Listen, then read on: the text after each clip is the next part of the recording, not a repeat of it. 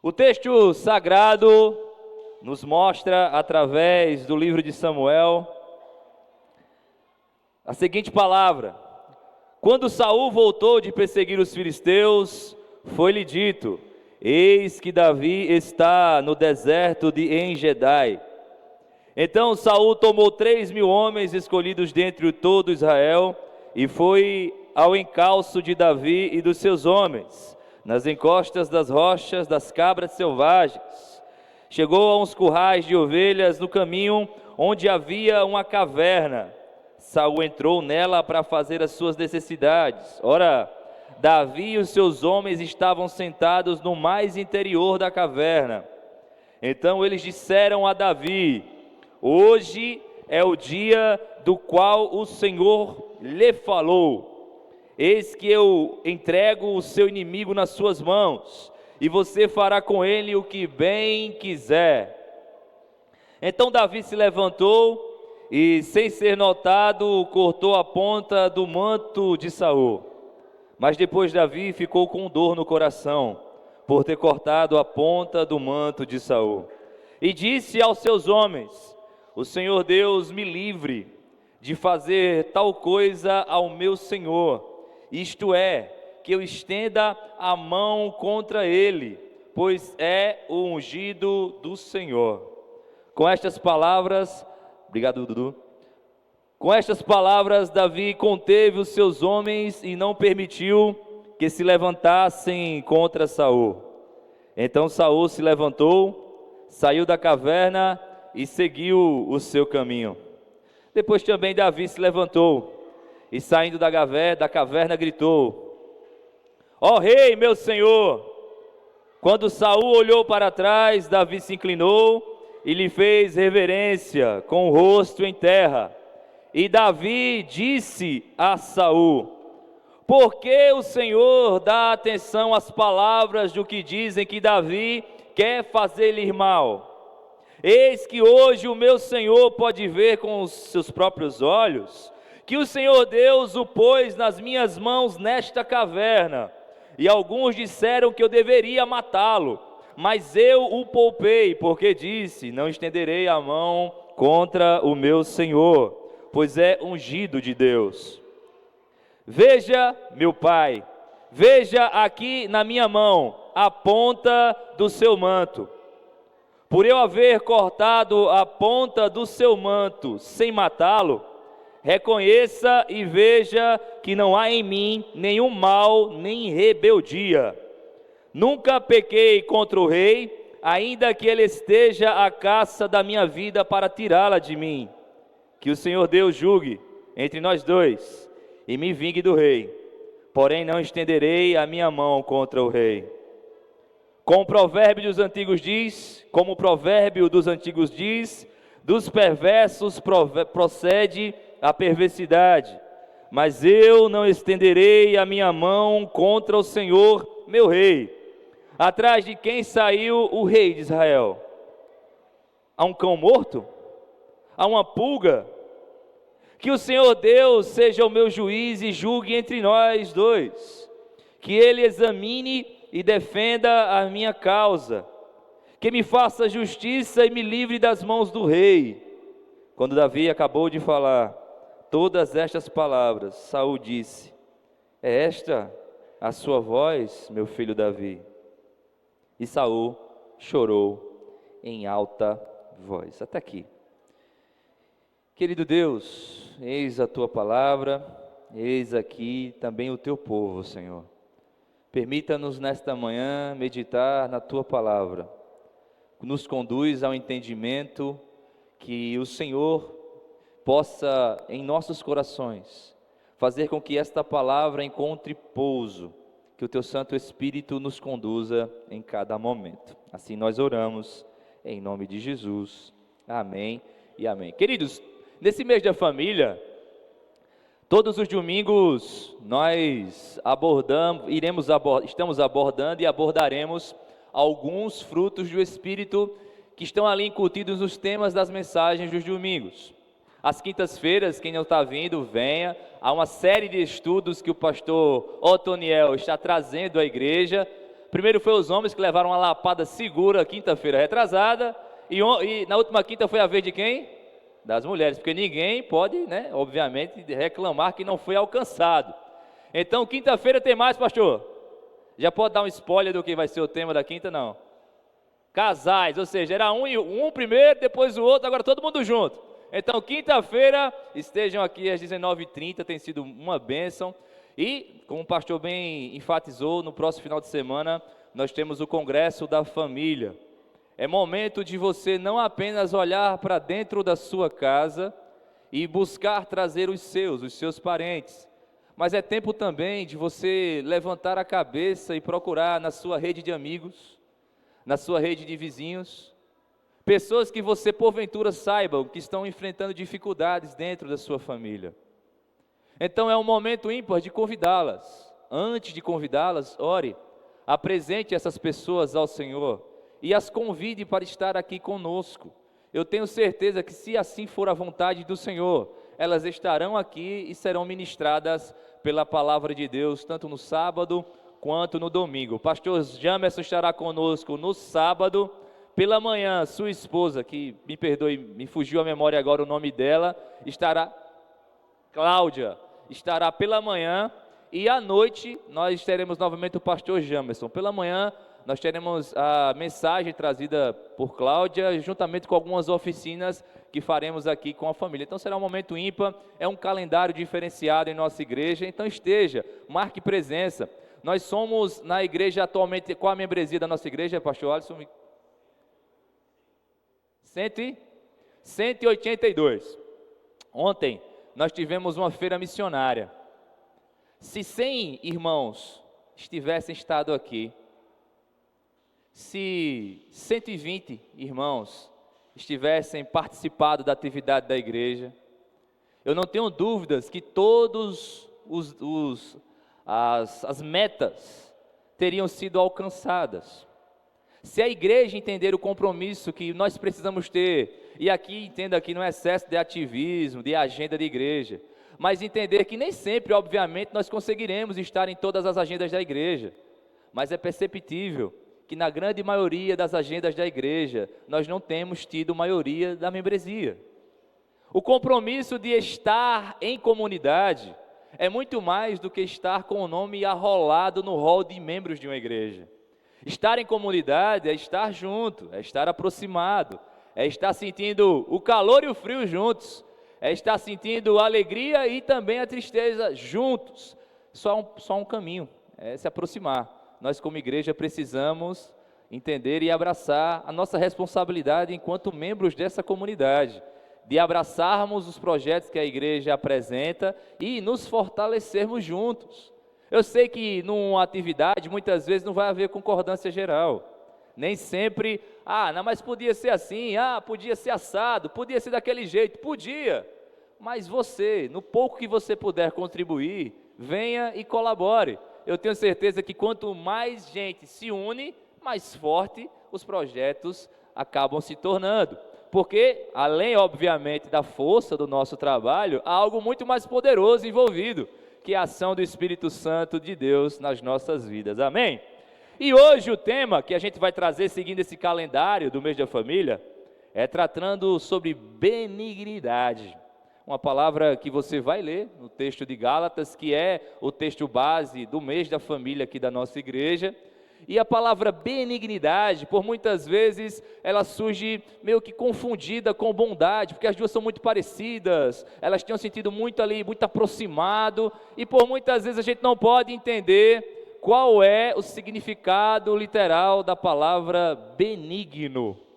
E para isso, o texto bíblico nos apresenta alguns recortes. O texto bíblico nos apresenta algumas histórias, o texto bíblico nos apresenta alguns personagens que ficaram muito caracterizados pelo seu ato de benignidade. Alguém pode me lembrar de um? Então, entendo que eu tenho que mostrar o que é ser benigno. Ser bom é alguém que age sempre com retidão. Alguém que busca fazer o que é certo, o que é correto, o que é muito parecido com o senso de justiça. Mas ser bom é alguém que pensa no bem e age assim, não necessariamente no bem do outro, mas no bem coletivo, no bem pessoal. Alguém que vai fazer, não vou mentir porque a mentira me destrói, então a mentira destrói o outro e me destrói, eu não vou mentir. Isso é um ato de alguém que tem um coração já tratado pela bondade. Já alguém benigno é alguém que reage com bondade. Eu gosto de fazer essa diferenciação, porque a benignidade é uma característica de quem também tem bondade no coração. A benignidade é quando alguém me faz mal, e eu posso, por exemplo, retribuir o mal com o mal, mas assim eu não o faço. Eu vou lá e apenas pratico o bem. A benignidade também pode ser compreendida quando aquela outra pessoa não tem nada a me ofertar, e eu simplesmente promovo um ato de compaixão com ela. Eu pratico o bem para que aquela pessoa possa melhorar. Eu faço algo para o outro. Então, benignidade envolve muito a forma como eu reajo ou como eu ajo diante de circunstâncias das quais eu não terei uma recompensa direta de quem está me colocando ali, ou em condição de ser testado, ou está me confrontando. E aqui eu posso lembrar de cara de um ato muito interessante que Jesus Cristo nos apresentou, de um ato benigno. Qual seria? Uma história que ele contou, uma parábola que ele contou. Quem pode lembrar? Bom? De cara, todo mundo já lembra do bom samaritano. Não tinha nada a ofertar para ele, eram povos rivais. O próprio povo rejeitou quando passava e via aquele judeu lá que tinha sido vítima de salteadores. Mas um samaritano que, além das rivalidades já históricas, agora tinha o poder de simplesmente fazer como os demais, ignorar e deixá-lo morrer à míngua, mas não, resolve agir para o bem daquele homem. O bom samaritano era um homem benigno. Mas aqui, nós acabamos de ler, essa história que é muito conhecida, que é o confronto da casa de Saul com a casa de Davi. Era um homem que saiu para caçar jumentas, mas que no período havia um povo que clamava por um rei, porque os seus juízes já estavam decaindo. Samuel, aquele que era a liderança maior, os seus filhos faziam coisas ruins aos olhos de Deus. Samuel, um homem de Deus, Samuel, um servo de Deus, mas os seus filhos não. E o povo começa a clamar, pedindo um rei. Surge então a palavra do Senhor dizendo: eu vou dar um rei a eles, segundo o que eles querem. E aí sai Saul, o filho do proprietário de jumentas, para caçar as jumentas de seu pai que haviam se perdido. No meio do caminho ele encontra o profeta Samuel, que ali, com a ministração do Senhor, o unge como rei de Israel. Saul se torna rei, Deus dá enormes batalhas a Saul. Saul se consagra vitorioso em inúmeras batalhas. Um cara vistoso, um cara bonito. A Bíblia diz que acima dos ombros ele era mais alto e mais bonito que qualquer um que havia no reino. Um cara diferenciado, escolhido por Deus. Só que Saul começou a fazer umas paradas meio estranhas. Saul começou a não ouvir a voz de Deus como deveria. Saul começou a fazer coisas que desagradavam a Deus. Saul colocou agora a sua vontade e a sua querência, os seus desejos, as suas predisposições pessoais, no mesmo lado ou acima daquilo que Deus tinha determinado. E assim Deus sentencia o fim do reinado de Saul, que não se deu de um dia para a noite. Ao mesmo tempo que Deus retirava o reinado de Saul, ele colocava o reinado nas mãos de Davi. E quem lê o texto bíblico sabe que não foi uma transição fácil. Porque Saul se apegou muito àquilo que ele tinha como reinado, como poder. Ele trocou a subordinação e a subserviência a Deus, agora pelo desejo, pelo poder de possuir. o reino e a sua glória. Ele não queria abrir mão do reinado. Ao descobrir que Davi é o sucessor, Saul começa a persegui-lo. Uma implacável perseguição. Davi começa a fugir, vai para um canto, vai para o outro, e Saul no encalço dele, querendo matar aquele que era ungido de Deus, querendo quebrar aquilo que era promessa de Deus, se lançando loucamente contra aquilo que Deus já tinha dado como sentença. E aí, a gente tem esse episódio aqui, em que Saul é conduzido por suas necessidades fisiológicas a entrar em uma caverna. E quem estava lá dentro dessa caverna? Davi. Alguém que tentou matar-me várias vezes, alguém que publicamente, notoriamente quer a minha morte, a morte da minha família, alguém que, se não me encontrar o meu pai, os meus irmãos, vai matá-los, alguém que tem ódio contra aquilo que eu represento, alguém que tem tudo isso contra mim, está vulnerável a 5 metros de mim. O que passa na mente de alguém que tem o poder em suas mãos de esmagar as suas ameaças?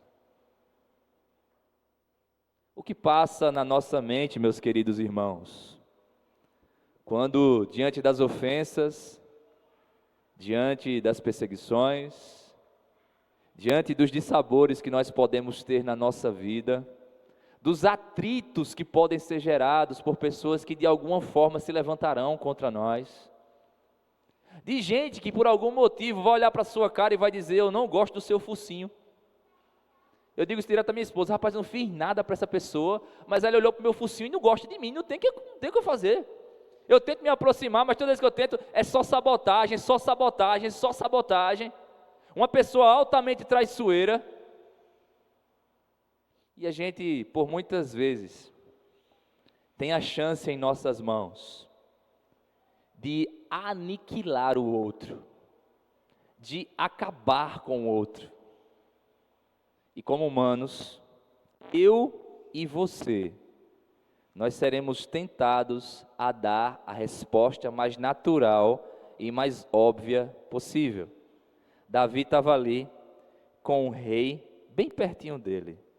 E quem estuda a estratégia de guerra sabe, quando a batalha está posta, o rei fica sempre posicionado num lugar de segurança.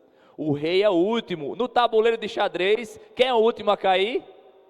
O rei. O rei sempre é aquele que é preservado, sempre é aquele que todos sabem. Quando você ataca o rei e arranca a cabeça do rei, acabou o jogo, acabou a guerra, acabou o conflito, porque quando você bate na cabeça, o corpo cai. Davi tinha totais condições de fazer isso naquele momento. A pergunta é: por que ele não fez? E é isso que a gente vai estudar aqui brevemente, prometo ser o mais rápido possível, porque eu e você seremos levados pelas cavernas, assim como Davi também. Em algum momento eu e você podemos, por circunstâncias da vida, estarmos fugindo de dificuldades, estarmos lutando contra adversidades, contra pessoas que nos perseguem, sejam eles próximos ou não, ambiente de trabalho, às vezes dentro da própria família. São os mais diversos tipos de cenário que a gente pode se deparar no curso da nossa vida, com perseguições e com gente que não gosta da gente e que quer fazer o mal para nós. Quando a gente olha para isso, a gente vê que mesmo Davi tendo a chance de se vingar, ele escolhe obedecer a Deus. Escolhe obedecer de uma forma muito, mas muito distinta, de uma forma muito, mas muito nobre. Davi se porta como alguém já conhecido por sua arte da guerra, conhecido como um guerreiro que não perdia batalhas, conhecido pelo seu espírito de liderança dado por Deus, um homem que quando pisava no campo de batalha a vitória era certa. É esse mesmo Davi que tem um rei vulnerável, louco, bem pertinho, e ele pode esmagá-lo e ele diz: eu não vou fazer isso. Para o leitor da época, para quem estava na época, para quem leu depois, muito próximo ali ao que Samuel escreveu, era o ensino da subordinação a Deus. Era o ensino de que Davi dizia: olha, quando alguém é levantado por Deus, somente Deus tem o poder de tocar nessa vida. Somente Deus tem o poder de alcançá-lo. Somente Deus pode aplicar a justiça, porque não virá a justiça perfeita do homem contra o ungido de Deus. Repare só que esse mesmo versículo é usado de maneira bem grosseira hoje. Eu já vi situações em que pastores levianos, gente que se autonomeou pastor, algo muito comum hoje, viu? O cara vai num quarto, entra, bota a mão na cabeça, derrama óleo de soja na cabeça e sai: sou pastor. Aí começa a falar um monte de abobrinha, a pregar um monte de coisa que não é bíblica, é delírio da mente dele. Aí quando você vai criticar, ele sai: não toquei no ungido do Senhor. Cuidado com quem tocar, porque se tocar em mim já sabe, é câncer ou morte, ou os dois. Utiliza o texto bíblico numa desvirtuação, desvirtua o que o texto está falando. Versículo sem contexto é pretexto para heresia. Versículo sem contexto é pretexto para apostasia. E tem um monte de gente fazendo isso.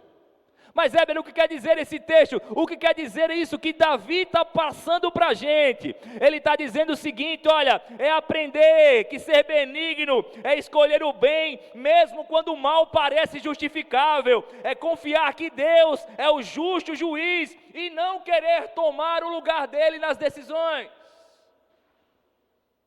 É alguém que está sendo ali, falando heresias, como eu falei, se colocando como liderança religiosa, e você dizer: olha, eu não vou aniquilá-lo, eu só vou corrigi-lo. Ele precisa ser corrigido. Ele precisa ouvir o que é a verdade, porque o coração dele se desvirtuou, se afastou, assim como Saul. Repare que há um confronto de casas.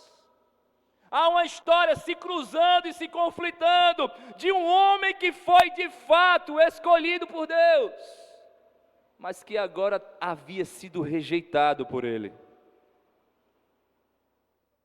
Quando eu olho, eu vejo como ser humano,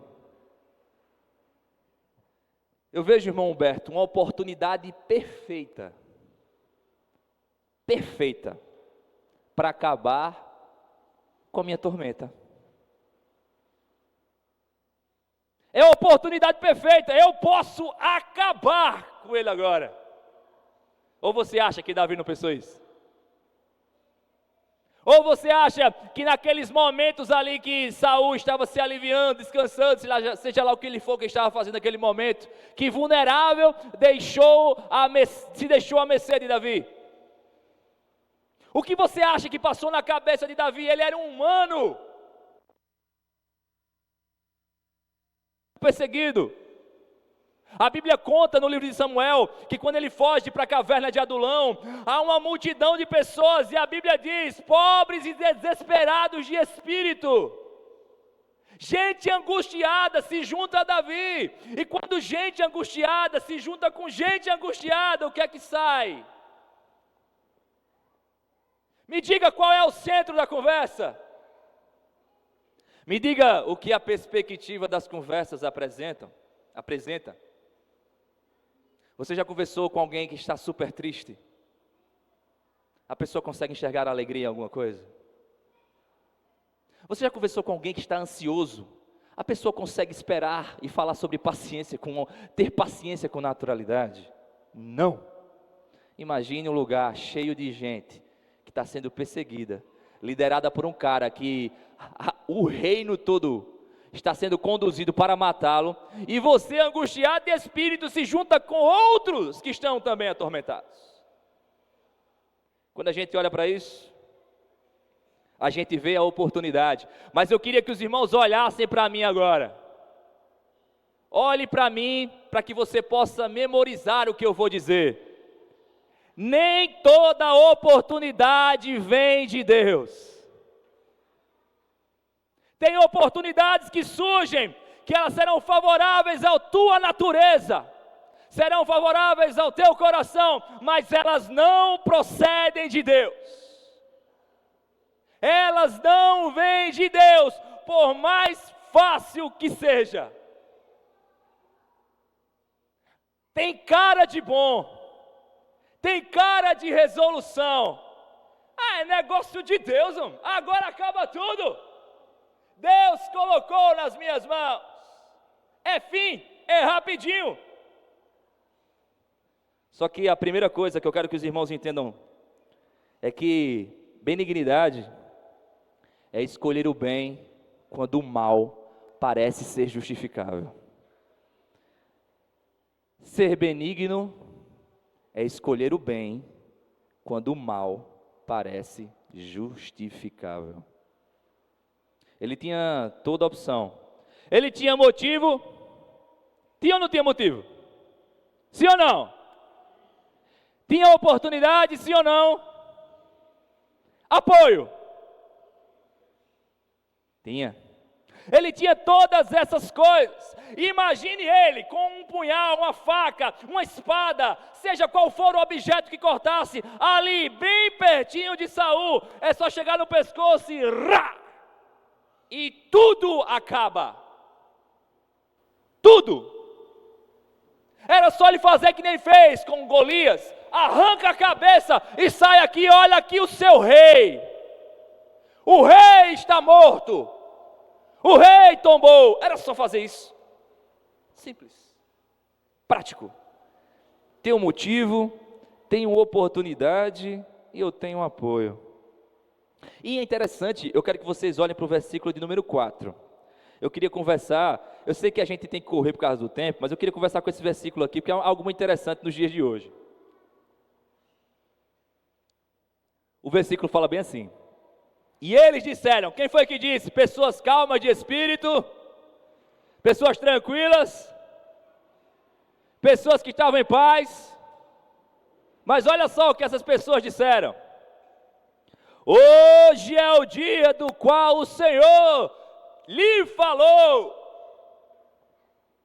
Eis que eu entrego o seu inimigo nas suas mãos, e você fará com ele o que bem quiser. Aí eu, obviamente, como um leitor que gosta de fazer esse anacronismo na minha leitura, eu vou, quando tem alguma coisa que eu leio no texto que eu não captei, eu volto tudo, vou correr o texto de novo, para ver se passou desapercebido alguma coisa por mim, e eu não encontrei. Não tinha fala nenhuma de Deus a Davi. Mas perceba que alguém, pessoas, alguns próximos de nós, podem trazer Deus para o centro da ordem, para dar roupagem de autoridade, roupagem de espiritualidade. Tem gente que traz Deus para o discurso, mas não é um discurso de Deus, é um discurso do diabo. Tem gente por aí colocando Deus na fala, mas quem está falando é o inimigo. Quem está falando, por vezes, é a própria natureza, que já foi ferida, machucada. Uma natureza que está sofrida, que está magoada. Aí traz Deus para a conversa e diz: é a hora, Davi. Está vendo não? É Deus fazendo tudo isso, Davi. Olha, Davi, é Deus, é Deus. Aí Davi, movido pelas falas, se aproxima. E aqui, hipoteticamente, certo? Isso é uma lucubração minha, uma conjectura minha. Eu acho que Davi se aproximou. Foi olhar. Vou só cortar aqui. Criando coragem. Criando coragem, cortou o manto. Aí quando ele corta o manto, o coração dele dói. A Bíblia fala que o profeta Samuel narra, acredito muito, de uma conversa íntima com Davi. Davi disse: o meu coração doeu, porque eu só toquei no manto dele.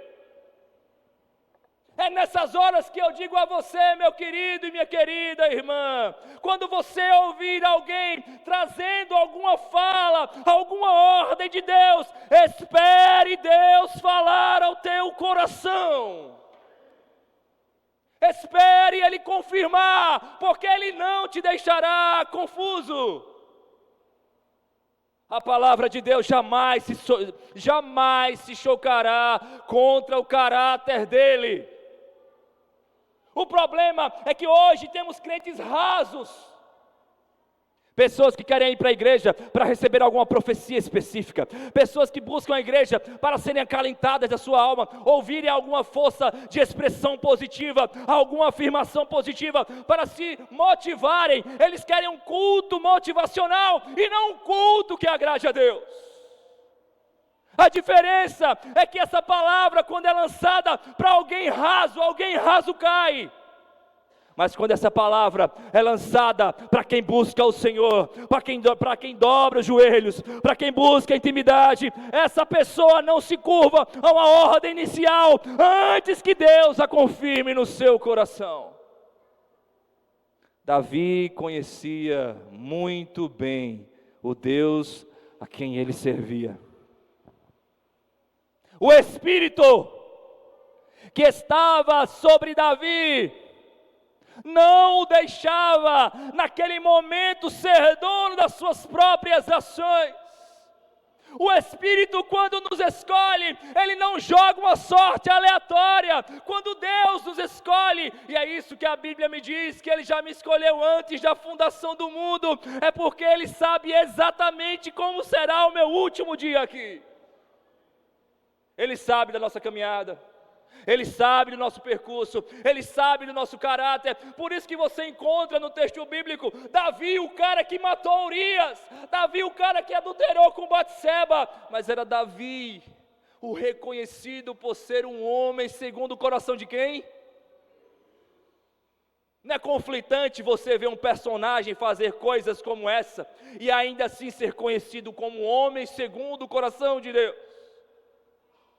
Porque era um homem que o Espírito Santo falava, e ele entendia quando o Espírito estava falando.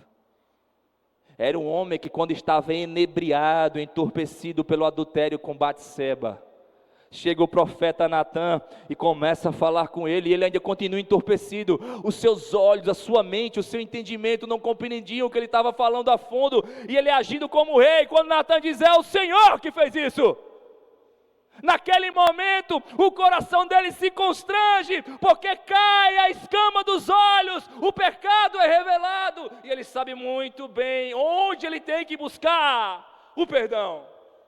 E aí nós temos um dos salmos mais lindos compostos por Davi, Salmo de número 51, que ele vai em um dos versos, ele diz bem assim: Deus, não retire de mim o teu Espírito.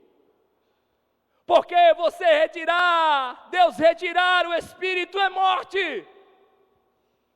Porque aqui, Davi vem à mente dele com certeza, alguém que Deus retirou o Espírito, e como Saul morreu.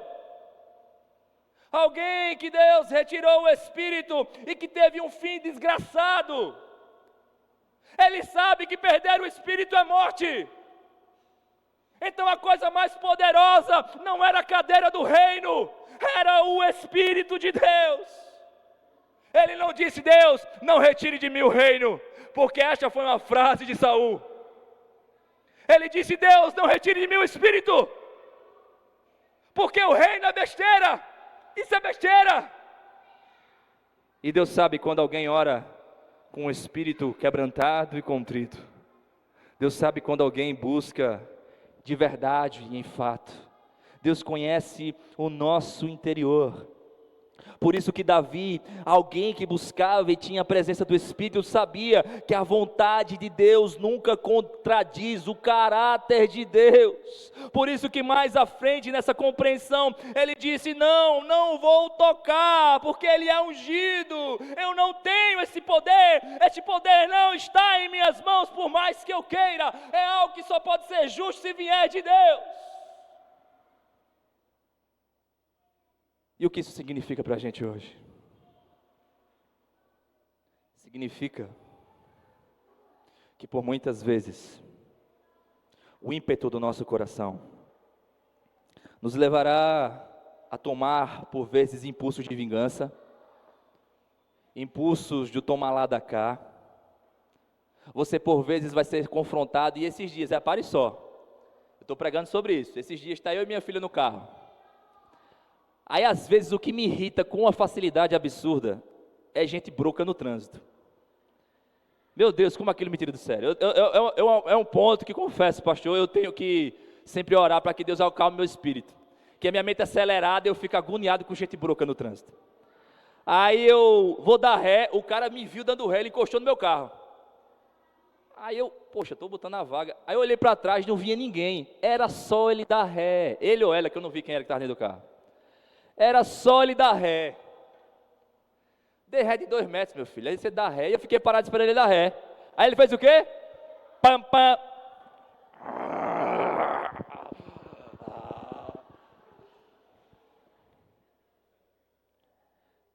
Aí eu respirei.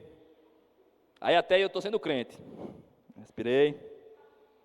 Aí olhei para minha filha. Não vou arengar. Não vou parar o carro, não vou descer, não vou falar nada. Botei o carro para frente, vou andando. Aí na hora, mas eu posso. Ele está com pressa, eu não estou. Eu vou aqui só debreando. Só para matar na unha. Está com pressa, filho? Eu não estou não. Ou você vira um helicóptero, passar por cima de mim, ou você vai esperar eu estacionar agora. E eu aqui, debreando. Aí minha filha, que feio, pai. Mas que feio o quê? Que feio o quê? O adulto sendo repreendido pelo adolescente. Que feio, pai. Arengando com um amiguinho lá atrás. Aí eu disse, poxa, não posso dizer que é arenga, porque é arenga mesmo. É arenga mesmo. É arenga mesmo. Ele não está apressadinho? Vou matá-lo na unha. Aí ela fala uma frase, meu amigo. É aquela hora que eu disse, rapaz, Deus, o Senhor tem uns caminhos diferentes para falar comigo.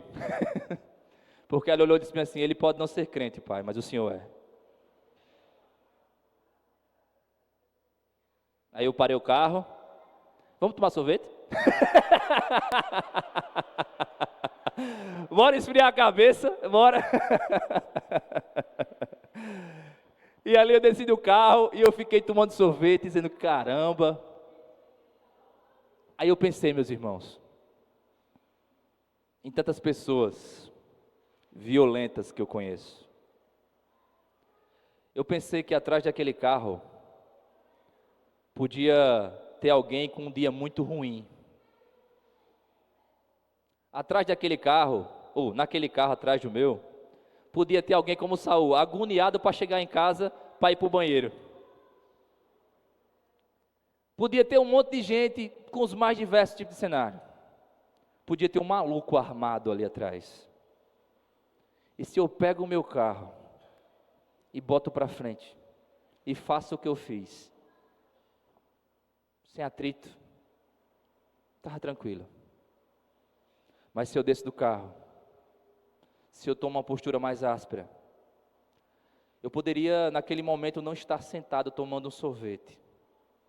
Eu poderia estar dando explicações para a polícia militar porque tinha acontecido um assassinato, porque tinha acontecido uma briga, porque tinha acontecido qualquer tipo de incidente, de qualquer natureza que os irmãos possam pensar, desde uma troca de murros até uma morte. Aí a pergunta, compensa? Perceba que havia motivo, havia oportunidade, só não havia apoio. Minha filha não me apoiou. Mas havia condições que para a nossa natureza, elas são, tá aí, é só fazer, é só agir.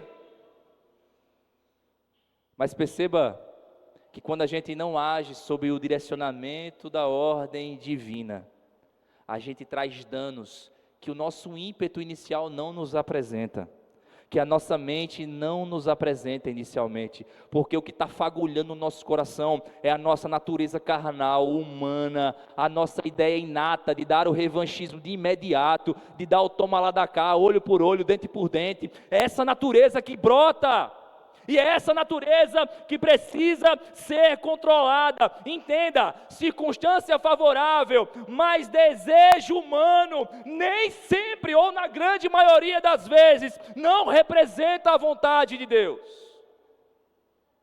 Vou repetir, circunstâncias favoráveis, mas aquilo que é nosso desejo, nós temos que ter muito cuidado, porque nem tudo quando está junto significa que é Deus que é a vontade de Deus que está acontecendo.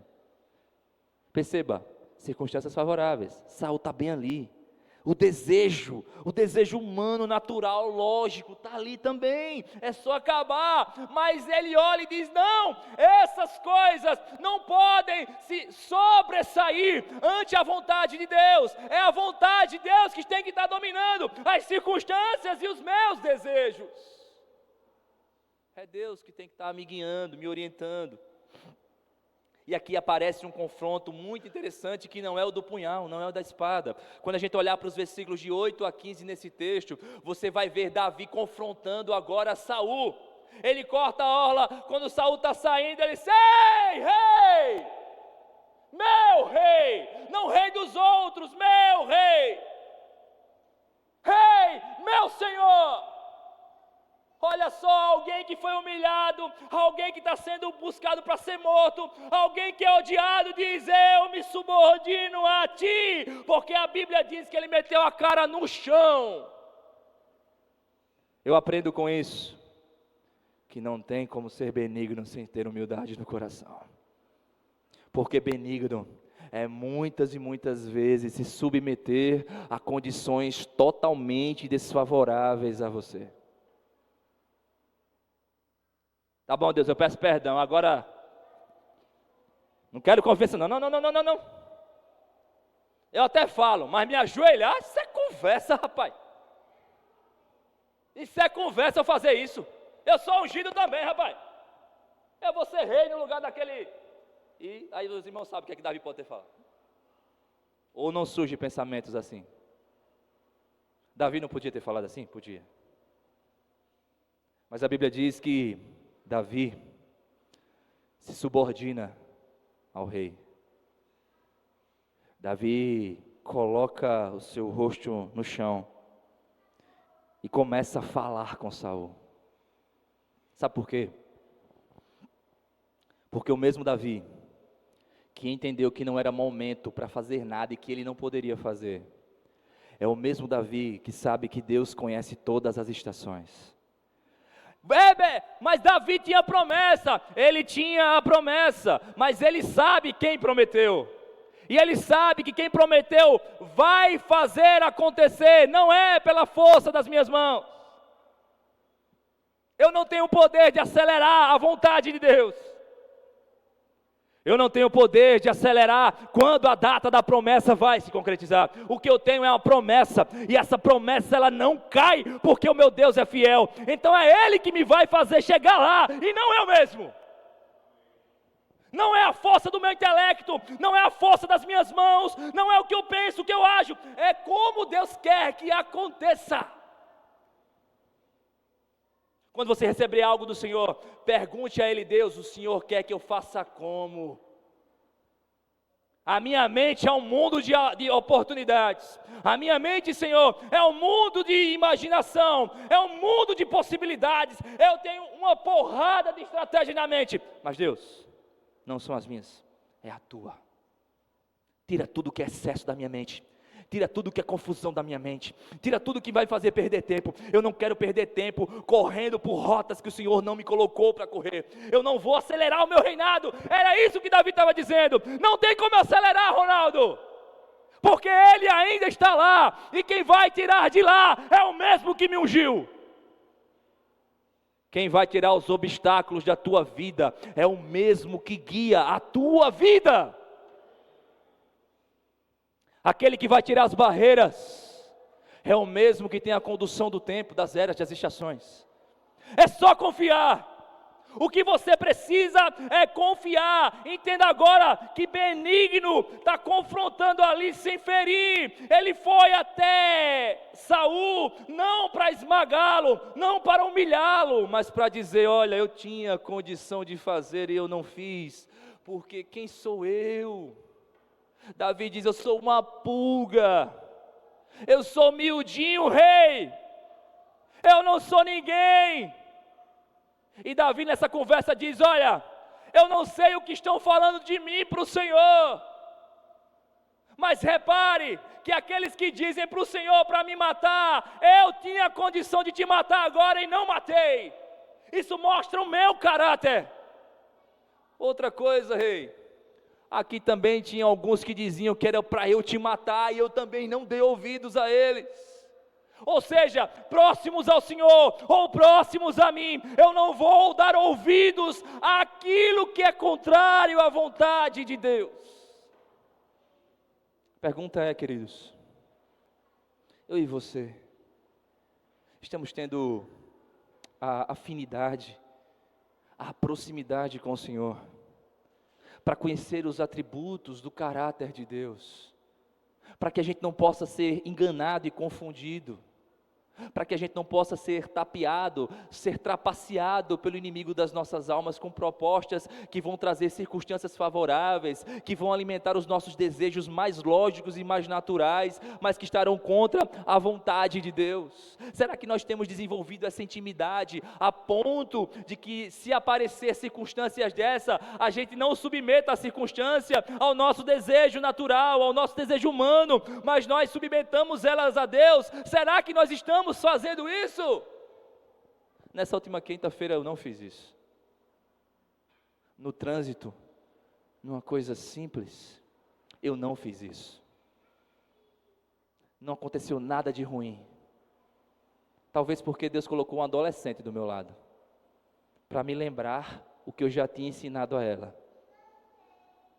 para me lembrar que eu já tinha dito coisas semelhantes a ela, em outras ocasiões, em conflitos delas, os mais diversos que um adolescente possa ter na vida, os irmãos imaginem. Aí eu percebi que eu precisava me manter focado, eu precisava entender que, assim como Davi, o bem é uma alternativa insubstituível. Repita comigo: o bem é uma alternativa insubstituível. Foi exatamente disso que Davi falou para Saul. Não há outra possibilidade. Ninguém toca no ungido. Não existe outra coisa que eu poderia fazer a não ser o bem a favor do Senhor. Não existe outra coisa que eu e você, como crentes, devamos fazer quando algo ruim nos acontece, quando circunstâncias adversas acontecem, mas de repente coisas favoráveis que nos dão a chance de esmagar o próximo, de aniquilar o próximo, de acabar com a reputação do próximo. Quando coisas assim acontecem, nós temos que ter em nossa mente que sim, semelhantes a Davi, nós podemos falar, nós devemos falar. Davi não se calou, mas entretanto Davi não foi com o espírito para destruir, mas para sarar o outro. Davi foi com o espírito de alguém que não queria ver Saul morto. Olha só que confronto. Saul quer Davi morto, mas Davi não quer Saul morto. Benignidade. O mal contra mim, o bem saindo de mim. Ele vai querer me matar, mas eu não quero matar ele. Eu quero que ele viva bem. Eu quero que Deus tome a frente e que dê o julgamento que achar necessário. E quando a verdade dita com amor, ela tem mais poder do que a vingança com raiva. A bondade verbalizada com amor, ela tem mais poder do que a vingança que é falada, que é feita com raiva. Eu já conheci pessoas que se vingaram ferozmente das suas agressões. Mas é impressionante como essa vingança nunca trouxe a paz e espírito que essas pessoas precisam. Elas se vingaram, saciaram as suas necessidades, desejos naturais ali, de se vingar, de repelir, da forma que bem julgaram. Havia circunstância favorável, havia vontade, eu fiz, mas não há paz. Não existe paz no coração. E a gente sabe, queridos, que se há um sentimento que traz tranquilidade ao nosso espírito, é a paz que excede todo entendimento e que guarda no nosso coração. Essa paz, ela só pode ser posta e dada por Deus ao nosso ser, porque a benignidade é vivida. Quando ela é vivida, ela produz um impacto que vai bem além das palavras. E aqui, já parto para concluir. A Bíblia diz que no confronto, imagine, 3.000 homens com Saul. 3.000 homens. Vocês entendem que a oportunidade não foi ao acaso? Vocês entendem que Saul não entrou naquela caverna por acaso? Vocês entendem que havia um público para difundir aquela informação gigante, e não apenas do lado de Davi, mas agora do lado de Saul? Davi poderia ser conhecido como o rei que matou Saul, mas matou-o covardemente. Mas ele preferiu ser o cara que estava sendo perseguido e que confiava em Deus, que sabia que Deus cumpriria a promessa no tempo certo. E agora ele se apresenta diante de Saul e dos seus 3.000 homens, e diante da multidão que o acompanhava na caverna, e ele se apresenta e fala. E quando a benignidade aparece, ela revela os caráteres de quem está envolvido na cena. Ficou muito claro, ficou nítido para todos que estavam ali, o caráter ruim, perverso de Saul, e o caráter bondoso, benigno de Davi. E o que acontece com Saul? Saul chora amargamente, porque é isso que o próprio Salomão lá à frente vai escrever em seus provérbios. Quando a gente retribui o mal com o bem, a gente coloca brasas. É semelhante a brasas que esquentam, que vão queimar a nossa cabeça, que vão queimar a cabeça de quem foi lá e quem fez o mal, e a gente retribuiu com o bem. É lançar de uma maneira que a pessoa por si só não consegue tirar. Ela não tira porque aquilo vai ficar ruminando na mente dele, vai ficar ruminando na mente dela, vai ficar que nem brasa, esquentando o juízo. Perceba que o amor e a benignidade, quando manifestos, eles têm um poder muito maior que a vingança. Porque a vingança não consegue converter aquilo que de mais forte o homem tem, que é a sua alma. Mas a benignidade consegue. A benignidade, a bondade, a justiça, a mansidão, os frutos do Espírito conseguem fazer com que o outro, que não os tem, possa dizer: eu preciso disso. É diferente. E quando o ser humano racional, por mais broco que o ser humano possa ser, ele vai olhar e vai dizer assim: não tem como, essa é uma pessoa que me fez o bem enquanto eu fiz o mal, é uma pessoa que podia ter feito tudo para com revanchismo me esmagar e não fez. Quando isso acontece, os caráteres se revelam. E quando o caráter de Saul é exposto diante da sua tropa, Saul chora. E o texto aqui nos mostra, continuando, o que Saul disse: agora eu sei, agora Davi eu sei, que o reinado estará em tuas mãos, que o teu trono será para sempre, que o teu reino perdurará, porque é isso que o Espírito Santo faz. Ele revela o nosso íntimo, as nossas fraquezas, as nossas fragilidades, os nossos erros. Nos revela que somos fracos, impotentes. E Saul aqui percebeu, depois de muito lutar contra a vontade de Deus. E ele fala para Davi: eu só peço uma coisa, que você não elimine a minha descendência, nem apague o nome da minha casa, porque eu sei agora que os meus dias realmente estão contados, porque eu não consegui ser o que você é. E essa benignidade que consegue subjugar os corações a esses sentimentos divinos, foi a benignidade de Davi aqui, que abriu os olhos de Saul para o que estava mais à frente. Davi não se tornou rei porque matou Saul. Davi se tornou rei porque justamente não matou Saul. Porque Davi buscou fazer aquilo que era reflexo do coração de alguém que teme ao Senhor. Por isso que ele disse que o Senhor julgue, que seja Ele o juiz entre eu e você. Quando a gente traz Deus para ser o juiz, eita. Se você, meu amado, minha amada irmã, se eu, tivermos tamanha confiança de sempre trazermos o nosso Deus para ser o juiz das nossas disputas, eu não tenho dúvidas, absoluta dúvida eu não tenho, que Ele vai fazer sempre com que tanto você seja abençoado, com que o outro lado seja iluminado da verdade.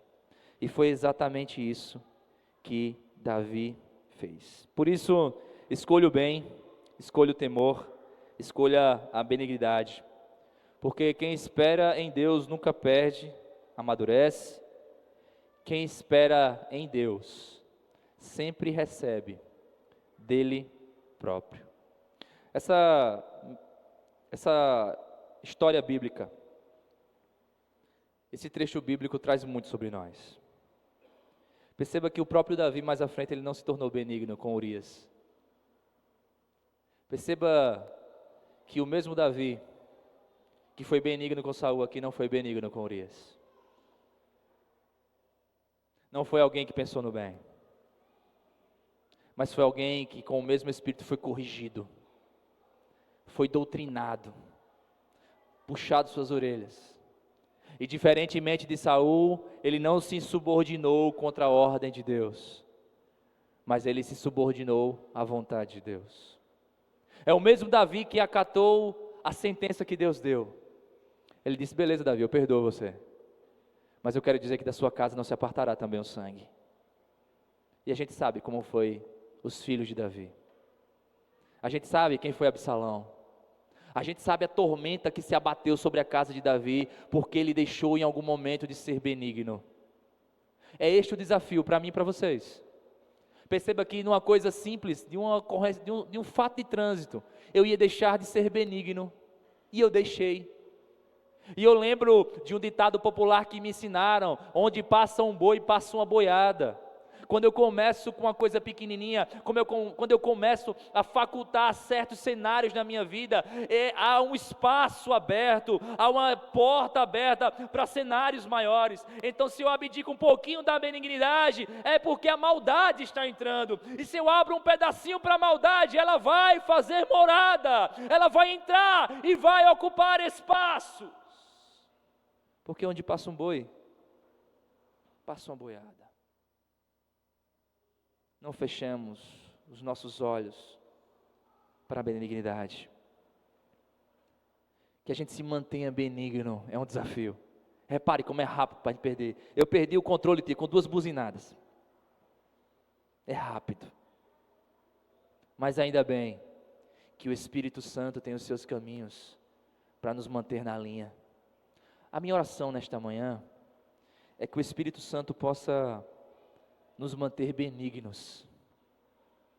Significa que maldades existirão, trapaças acontecerão contra a nossa vida, sabotagens, coisas ruins. Mas se a gente é benigno, a gente é porque confia naquele que pode ser juiz da nossa causa. Amém?